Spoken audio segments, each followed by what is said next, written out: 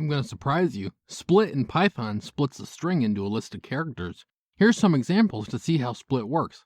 Just calling hi.split splits hi on any spaces. Obviously it has no spaces, so it returns a list containing just the string hi. Okay, let's add a space. Hi space I.split splits the string on spaces, meaning it returns a list containing the string h, then the string I.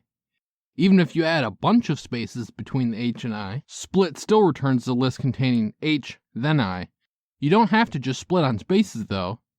If you pass one argument to split, you can split on a specific character. For instance, if you had Jenny's number, 8675309, and then split it on the dash character, you would get a list containing the string 867, then the string 5309. If you're wondering, you can't do something like hello and then split on the empty string and split hello into all of its characters.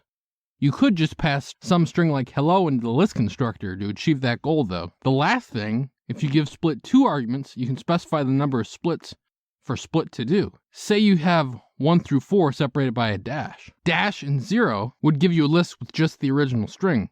If you pass in higher than 0, think of that like the number of bits that split will cut off. 1 will split the 1 off, 2 will split the 1 and 2 off, and so on for higher numbers. Split lines in Python separates a string based on line breaks into a list of strings. For example, with this string, the line breaks break up the sentence, the cat sat. When you call split lines on the string, split lines returns the list of strings, the cat sat.